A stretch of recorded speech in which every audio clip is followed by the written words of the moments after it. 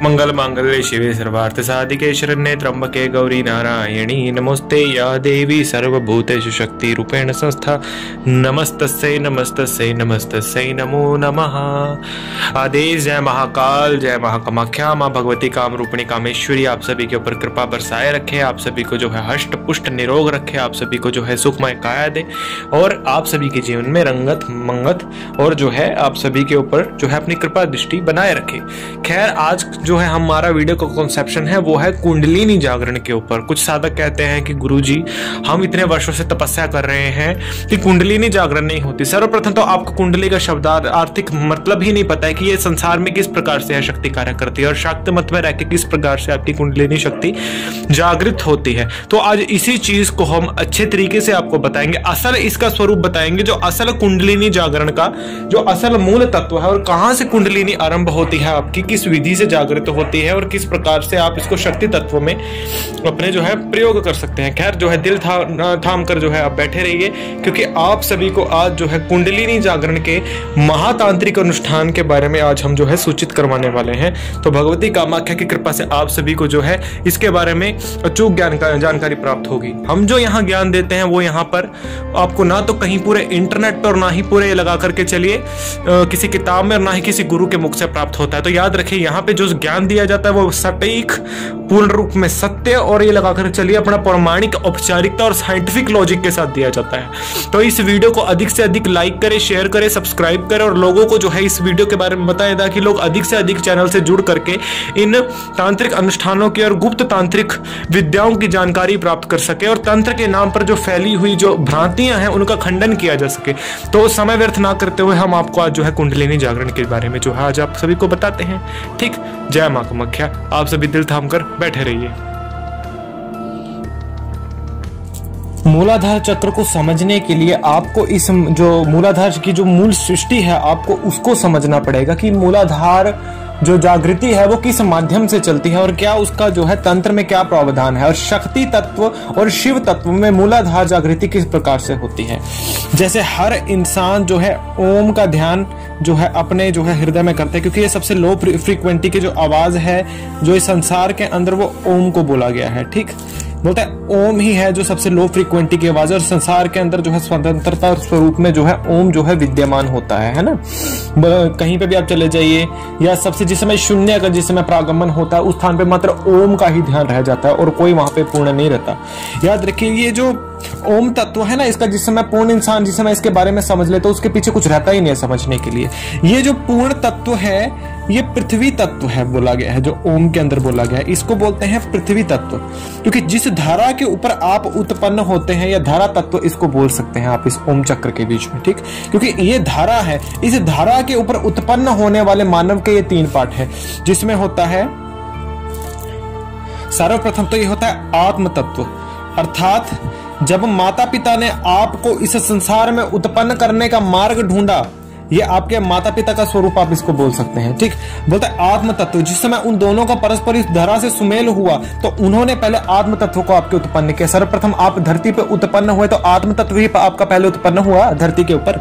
उसके बाद आपने संसार के अंदर ज्ञान लिया, समझे, तो ये होता है आपका दूसरा ज्ञान तत्व।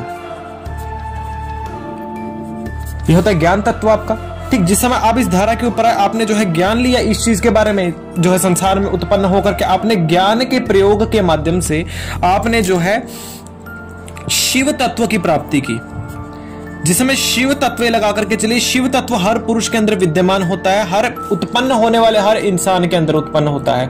आसान शब्दों में अगर आप जो है धरा के अंदर आप उत्पन्न भी हो गए, यदि ज्ञान ले भी लिया, किंतु उस ज्ञान का सही तरीके से प्रयोग करना ही यदि आपको ना आया तो वह शिव तत्व किस काम का आपका। याद रखिए, शिव तत्व भी प्रकृति के बिना अपूर्ण है, याद रखिए, है ना। शिव के साथ शक्ति जुड़ती है तभी जाकर के जो है काम होता है ना। शिव तत्व प्रकृति को जो है पूर्ण बोला जाता है, अकेला शिव तत्व जो है आपके किसी काम का नहीं है। याद रखिए, आपको मूल बिंदु में पहुंचने के लिए ना बोलते हैं, ये जो होता है ये आपका ओंकार तत्व बोला जाता है। इसको तारा तत्व भी आप बोल सकते हैं, माँ तारा इसी तत्वों में विद्यमान होती है। इसको ओंकार तत्व भी आप बोल सकते हैं, क्योंकि ये इस तत्व में जाने के लिए ना ये शून्य की अवस्था है, बिल्कुल ये जीरो है ना, इसका जो राउंड फिगर है ये बिल्कुल शून्य है। शून्य की अवस्था में जाने के लिए आपको जो है एक जो आपके जो इसके बीच में सबसे बड़ी जो बेड़ी है उसको पार करना पड़ता है, जिसको बोलते हैं माया तत्व। माया, क्रोध, अहंकार, वासना, लोभ,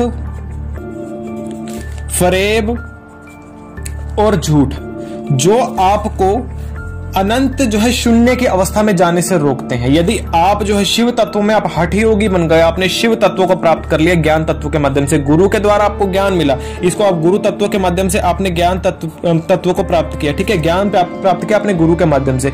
किंतु उस गुरु तत्व को भी आपने जो है प्राप्त करने के लिए आपने ज्ञान का प्रयोग करके आपने हठ योग किया, शिव तत्व के स्वरूप में आपने जो है पूर्ण सिद्धि की, सिद्धियों का प्रयोग जन कल्याण के लिए भी करने लगे। किंतु आप जो है बिल्कुल शून्य अवस्था में जाने के लिए, जहां पे ना तो कोई सुख है, ना दुख है, ना कोई अपना है, ना कोई पराया है, मतलब हर अवस्था वहां पे लगा करके चलिए, आपके ही लगा करके चलिए अनुरूप है। वहां पे ना जो है कोई अच्छा है ना बुराई, अर्थात परमेश्वर तत्व इसको बोला गया है, इस शून्य तत्व को। आसान भाषा में यदि आप काले तत्व को यदि आप देखते हैं या काले रंग को यदि आप देखते हैं, तो काला जो बोला गया है वो काल तत्व बोला गया, यानी कि जो समय में ना बंधे, जो प्रकृति तत्व से परे है, ठीक। जो काले तत्वों के बीच में जो काल में नहीं बनता वो कौन होती है? वो काली है ना। तो जो काली तत्व है वही शून्य तत्व है, अर्थात आप काले रंग को किसी के अंदर भी मिला लीजिए, वो बशर्ते उस रंग का स्वरूप तो नहीं लेगा, उस रूप को भी अपने जैसा कर देगा। वही चीज है कि जो काली देवी के तत्वों के अनुरूप जो है इस चीज को लेकर के चलता है ना, या काली तत्वों के अनुरूप जो है अपनी कुंडलिनी को जागरण जो व्यक्ति करता है,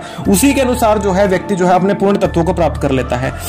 ये इसको प्राप्त करने के लिए पहले आपको इन सब चीजों को तोड़ना पड़ेगा, अपनी माया को जो है तोड़ना पड़ेगा। जब तक आपका माया के साथ अत्यधिक आपका जो है प्रेम है, आपका लोभ के साथ प्रेम है, आपका वासना के साथ अत्यधिक प्रेम है, क्योंकि यही चीज है जो साधकों की जो है तपस्या को भंग करती है। तो इसको तोड़ने के लिए आपको माया तत्व का प्रयोग करना पड़ेगा। अब यहां प्रश्न आता है कि ये तो हुआ शिव तत्व या ओम तत्व की प्रकृति, किंतु इसमें स्त्री तत्व और मूलाधार तत्व की प्रकृति किस प्रकार से? सर्वप्रथम जो पहला मूलाधार चक्र बोला जाता है वो बोला जाता है लम को, है ना, जिसको प्रथम मूलाधार चक्र, जिसका जो बीज अक्षर है वो होता है लम। याद रखिए, जो है पूर्ण प्रकृति से उत्पन्न होने वाला हर व्यक्ति लगा करके प्रकृति तत्व के बीच में लम, याद रखिए, लम अर्थात लोभ तत्व, याद रखिए, समझे। तो ये लगा करके चलिए, जो लोभ तत्व लेकर के व्यक्ति प्राप्त होता है अपने संसार को चलाने के, अपनी गृहस्थी को चलाने के लिए, उसके बाद लोभ तत्व को जो है व्यक्ति जो है पार करके आता है दूसरे तत्व की ओर, जिसको जो है बोला जाता है स्वाधिष्ठ चक्र, समझे। स्वाधिष्ठ चक्र जिसको बोला जाता है, स्वाधिष्ठ चक्र जो होता है उसका होता है वम।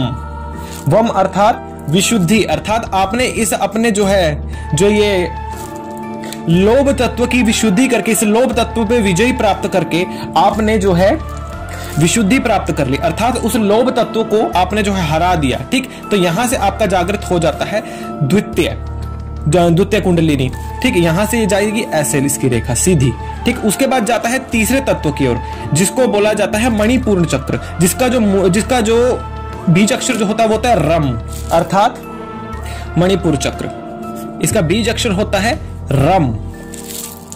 रम अर्थात राम तत्व, क्योंकि इस तत्व से बड़ा कोई तत्व नहीं बोला गया है। ज्ञान के माध्यम से राम को पाया, यहीं पे ज्ञान तत्व है, गुरु तत्व, और गुरु के चरणागति ही राम को पाया, ठीक। यह होता है राम तत्व, रम तत्व जिसको बोला जाता है। तीसरी जो है कुंडलिनी आपकी गुरु के चक्र के माध्यम से पूर्ण होती है। चौथा आता है अनाहत चक्र, ये चौथे नंबर पे आपके आता है अनाहत चक्र, जिसका बीज अक्षर होता है यम।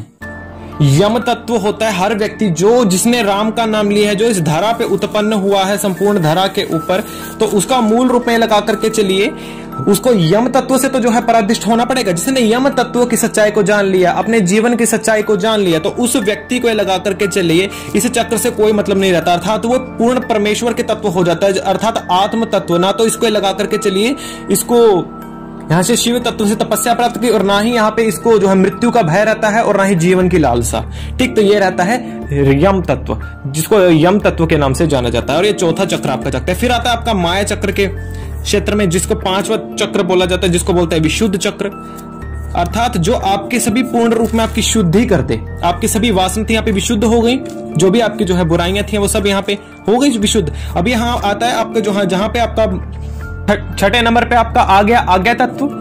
ठीक, आज्ञा तत्व के पूर्ण रूप में लगा करके चलिए कि आपकी आज्ञा, जो परमेश्वर की आज्ञा, वही आपका जो है पूर्ण है। आज्ञा तत्व जिसका बीज अक्षर बोला जाता है, हम भी बोलते हैं इसको, शम भी बोलते हैं। अर्थात अब हमें जो है अपने जीवन से ना तो कोई क्षय है और ना ही हमें जो है परमेश्वर को प्राप्त करना। ये दोनों प्रकार के बीजों से इसको सिद्ध किया जा सकता है। अब अंत में जो आता है पूर्ण प्रकृति, अर्थात अपने जीवन का चक्र पूर्ण करके आ जाता है उसी पूर्ण प्रकृति के ऊपर, जिसको बोलता है सहस्त्रार्थ चक्र।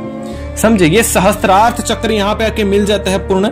ये होता है 7वां चक्र आपका, समझे, जिसको ओम होता है। इसका ना तो कोई बीज अक्षर होता है, गुरु साधना यहाँ पे पूर्ण हो जाती है, आपकी संपूर्ण जीवन तत्व पूर्ण हो जाता है। और जिसका जो पूर्ण तत्व रहता है इसका, ये बन जाती है पूर्ण योनि देवी की। अर्थात देख लीजिए आप, पूर्ण योनि तत्व है ना, कि इसका जो अनुरूप है, यदि आप शिव और शक्ति की दोनों की आराधना करते हैं, दोनों के तत्वों को पूर्ण करते हैं शिव शक्ति के माध्यम से, तब जाकर के आपकी कुंडलिनी इस प्रकार से जागृत हो जाती है। आपको इसके पूर्ण तत्व के बारे में जागृति हो जाती है कि कहाँ ने आपने क्या गलती किया, आपने कहाँ पे किस तत्व को पाया, किस तत्व के माध्यम से आपके जीवन में क्या बदलाव आया और कहां से आपने इसका प्रयोग अपनी स्वेच्छा के अनुसार किया। बशर्ते लोगों को इसके बारे में पता नहीं है, लोग सिर्फ आपको कोई भी बीज मंत्र दे देंगे, आपको जो है आपकी कुंडलिनी जागरण के कहकर आपको जो है पता नहीं कहां से कहां आपके चक्रों की जो है जागृतियों को खराब कर देंगे, आपके जीवन को नष्ट कर देंगे। तो ऐसे बेवकूफ घटिया लोगों से आप बचिए। यहाँ पे आपको पूर्ण प्रकृति हमने लिख करके बताई, और ये चीजें आज तक इंटरनेट पे ना तो यूट्यूब पर ना किसी गुरु ने आपको समझाई होंगी इतने अच्छे तरीके से कि कहां पे किसी चक्र में आपकी शक्ति विद्यमान है और ये शिव तत्व और शक्ति तत्व के माध्यम से किस प्रकार से आप इस चीज को, अपनी जो है कुंडलिनी को जागृत कर सकते हैं। यहाँ ओम में शिव तत्व आ जाता है, शिव है, और ये योनि तत्व देख लीजिए पूर्ण है आपका।